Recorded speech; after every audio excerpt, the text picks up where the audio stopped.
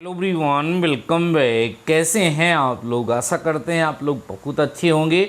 Dear students, आज के इस वीडियो में हम यूपी पॉलिटेक्निक काउंसलिंग 2022 से रिलेटेड एक बहुत ही ज़्यादा इम्पॉर्टेंट टॉपिक आप सभी लोगों के साथ डिस्कस करने वाले हैं, जिसका नाम है फ्रीज अथवा फ्लोट का विकल्प।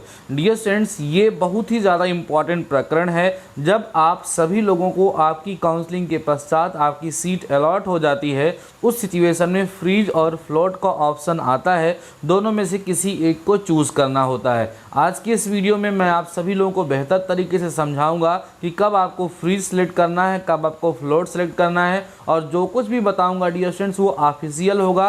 कहीं किसी प्रकार से कोई गलत की संभावना उसमें नहीं होगी। सारी चीज़ें 100% सत्य होंगी। इसलिए इस वीडियो को कंप्लीट देखेंगे और फ्रीज और फ्लोट का वास्तविक मतलब आप समझ पाएंगे। डियर स्टूडेंट्स, आप स्क्रीन पर देख पा रहे होंगे, लिखा हुआ है फ्रीज अथवा फ्लोट विकल्प का चयन। तो आगे लिखा है प्रथम एवं द्वितीय चरण में सीट आवंटन प्राप्त होने पर अभ्यर्थी को अपने लॉगिन से फ्रीज अथवा फ्लोट का विकल्प चुनना होगा। अब इसने यहाँ पर क्या लिखा? प्रथम एवं द्वितीय चरण में सीट आवंटन के पश्चात, मतलब जब सीट आवंटित हो जाएगी, जब सीट का अलॉटमेंट हो जाएगा, तब आपको फ्रीज अथवा फ्लोट विकल्प का चयन करने के लिए कहा जाएगा। अब देखो यहाँ समझेंगे फ्लोट क्या है और फ्रीज क्या है। फ्लोट विकल्प, यदि सीट आवंटन प्राप्त अभ्यर्थी यदि आवंटित संस्था अथवा पाठ्यक्रम में सुधार के इच्छुक हैं तो ऐसी स्थिति में उन्हें फ्लोट विकल्प का चयन करना होगा। मीन्स आपको जो सीट अलॉट हुई है, जो कॉलेज अलॉट हुआ है, जो ब्रांच अलॉट हुआ है, अगर आप उससे संतुष्ट नहीं हैं किसी भी प्रकार से, तो आपको वहाँ पर क्या करना होगा? फ्लोट सेलेक्ट करना होगा।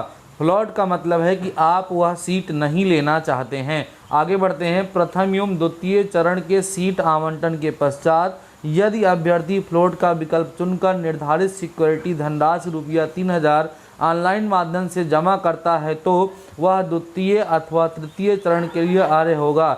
ऐसे अभ्यर्थी को आवंटित सीट तब तक सुरक्षित रहेगी जब तक कि उसे कोई अन्य सीट आवंटित ना हो जाए।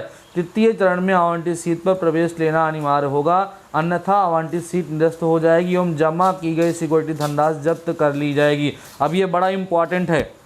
जैसे कई सारे बच्चे फ्लोट सेलेक्ट कर देते हैं तुरंत, लेकिन ध्यान रखना, फ्लोट सेलेक्ट करने का मतलब ये है कि जो सीट आपको अलॉट हो रही थी वो अभी सेव रखी गई है, आपके लिए सुरक्षित रखी गई है, वो सीट किसी को नहीं दी जाएगी। उस सीट को सुरक्षित करने के लिए आपसे 3000 रुपये की धनराशि जमा कराई जाएगी। और अगर अगली काउंसलिंग में आपको फिर से सीट अलॉट हो जाती है तो आपको वो सीट लेनी पड़ेगी और उसमें एडमिशन लेना ही पड़ेगा। अगर आप उसमें एडमिशन नहीं लेते हैं तो पुराना जो आपने 3000 रुपये सिक्योरिटी मनी जमा किया था वो भी जब्त हो जाएगी और आपको सीट भी नहीं मिलेगी। इसलिए सोच समझ के आपको फ्लोट को वहाँ पर सेलेक्ट करना है। आगे समझें। फ्रीज विकल्प क्या है? जो अभ्यर्थी आवंटित संस्था पाठ्यक्रम में अध्ययन के इच्छुक हों उन्हें फ्रीज विकल्प का चयन करना होगा। यदि अभ्यर्थी फ्रीज का विकल्प चुनता है तो उसे अपने चयनित सहायता केंद्र डॉक्यूमेंट वेरिफिकेशन सेंटर पर जाकर अपने सभी मूल अभिलेखों का सत्यापन कराना होगा। अभिलेखों के सत्यापन के तुरंत बाद अभ्यर्थी के लॉगिन पर चयनित पाठ्यक्रम हेतु निर्धारित संपूर्ण शुल्क ऑनलाइन जमा करना होगा। प्रवेश शुल्क की धनराशि जमा किए जाने का विकल्प अभ्यर्थी के लॉगिन स्क्रीन पर प्रदर्शित होगा। प्रवेश शुल्क दिए गए विकल्पों यथा net banking, debit card, credit card के माध्यम से प्रत्येक चरण हेतु निर्धारित तिथि एवं समय तक जमा करना आवश्यक होगा, अन्यथा की स्थिति में उसको आवंटित सीट निरस्त हो जाएगी और वह तृतीय चरण तक की काउंसलिंग में भाग नहीं ले सकेगा।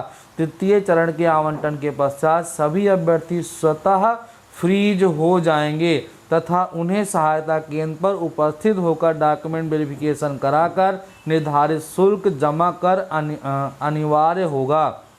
अब देखो यहाँ पर बताया जा रहा है कि आप फ्रीज कब करेंगे? जो सीट आपको अलॉट हुई, अगर वो सीट, वो कॉलेज, वो ब्रांच, वो सब कुछ आपको पसंद है, आप वहाँ से पॉलिटेक्निक करना चाहते हैं, तो तुरंत आप सभी लोगों को क्या करना होगा? उसको फ्रीज करना होगा। और उसके बाद वहाँ से आप सभी लोगों को, जहाँ पर आपने सेलेक्ट किया हुआ काउंसलिंग के समय कि कहाँ हम लोग क्या कराएंगे डॉक्यूमेंट वेरिफिकेशन, वहाँ पर जा कर के आपको अपना डॉक्यूमेंट वेरिफिकेशन कराना होगा। उसके बाद फिर आकर के आपको ऑनलाइन फीस सबमिट हो जाएगी। आपका एडमिशन हो जाएगा। उसके बाद जब आपकी क्लास चलेगी जाकर के आप लोग क्लास ले सकते हैं। आगे देखो लिखा है प्रथम एवं द्वितीय चरण, ध्यान दो, प्रथम एवं द्वितीय चरण के सीट आवंटन के पश्चात अभ्यर्थी को अपने लॉगिन से फ्रीज अथवा फ्लोट का विकल्प चुनना अनिवार्य है। मतलब या तो आप फ्रीज कर दो जो कॉलेज मिला है, या तो आप उसको फ्लोट कर दो। विकल्प का चयन न करने वाले अथवा फ्लोट विकल्प का चयन करने के पश्चात सिक्योरिटी धनराशि न जमा करने वाले अथवा फ्रीज विकल्प का चयन करने के उपरांत अभिलेख सत्यापन एवं प्रवेश शुल्क न जमा करने वाले अभ्यर्थी काउंसलिंग के तृतीय चरण तक के लिए प्रक्रिया से बाहर हो जाएंगे। तृतीय चरण में सीट आवंटन के पश्चात सभी अभ्यर्थी फ्रीज माने जाएंगे। तीसरी काउंसलिंग के बाद आपने फ्लोट भी किया है तो आपका फ्रीज हो जाएगा, उसके बाद आपको वहाँ एडमिशन लेना ही होगा। चतुर्थ चरण से अग्रिम सभी चरणों में आवंटन पाने वाले अभ्यर्थी स्वतः फ्रीज हो जाएंगे अथवा चतुर्थ चरण के अंतिम चरण तक फ्रीज अथवा फ्लोट का विकल्प उपलब्ध नहीं रहेगा। मतलब ये सुविधा केवल और केवल पहले और दूसरे काउंसलिंग के लिए दी गई है। तीसरे में ऑलरेडी सब लोग फ्रीज हो जाएंगे, तो उसके बाद की जो काउंसलिंग होगी उसमें फ्रीज और फ्लोट का ऑप्शन नहीं होगा। इसलिए सोच समझ के आप सभी लोगों को ऑप्शन देना है। इस प्रकार चतुर्थ चरण से अंतिम चरण एवं आवंटन के पश्चात डॉक्यूमेंट वेरिफिकेशन का कार्य चयनित सहायता केंद्र में स्वयं उपस्थित होकर कराना अनिवार्य होगा। तत्पश्चात अभ्यर्थी की लॉगिन पर प्रदर्शित लिंक के माध्यम से प्रवेश शुल्क ऑनलाइन जमा करना भी अनिवार्य होगा। यह प्रक्रिया पूर्ण न करने पर अभ्यर्थी चतुर्थ पंचम चरण की काउंसलिंग एवं प्रवेश प्रक्रिया से बाहर हो जाएगा। छठे से अंतिम चरण में भी फ्रीज अथवा फ्लोट का विकल्प उपलब्ध नहीं रहेगा। इस प्रकार छठे चरण में अंतिम चरण तक आवंटन के पश्चात डॉक्यूमेंट वेरिफिकेशन कराना अनिवार्य होगा। तत्पश्चात अभ्यर्थी के लॉगिन पर प्रदर्शित लिंक के माध्यम से प्रवेश शुल्क ऑनलाइन जमा करना भी अनिवार्य होगा। यह प्रक्रिया पूर्ण न करने पर अभ्यर्थी स्वयं इस वर्ष की काउंसलिंग एवं प्रवेश प्रक्रिया से बाहर हो जाएंगे। तो ये बड़ा ही इंपॉर्टेंट प्रकरण था डियर स्टूडेंट, जो मैंने आप सभी लोगों के साथ डिस्कस किया। फ्रीज और फ्लोट, पहली चीज़ तो फ्रीज और फ्लोट का ऑप्शन केवल स्टार्टिंग की 2 काउंसलिंग में दी गई है। वहाँ पर आपको कॉलेज ना पसंद हो तो आप फ्लोट कर सकते हैं, लेकिन उसके लिए आपको 3000 सिक्योरिटी मनी देनी पड़ेगी और अगले काउंसलिंग में फिर से आप पार्टिसिपेट करेंगे। फिर अगर आपको सीट अलॉट होती है तो आप वो सीट ले सकते हैं। अगर सीट अलॉट नहीं होती है तो आप जो है अपनी पुरानी सीट को एडमिशन उस पर करना पड़ेगा, नहीं तो आपका वो 3000 रुपये चला जाएगा। अगर जो 3000 रुपये आपने जमा किया है, जैसे सेकेंड राउंड की काउंसलिंग में आपको सीट अलॉट हुई, वो आपको पसंद नहीं थी, आपने फ्लोट कर दिया, 3000 रुपये जमा कर दिया।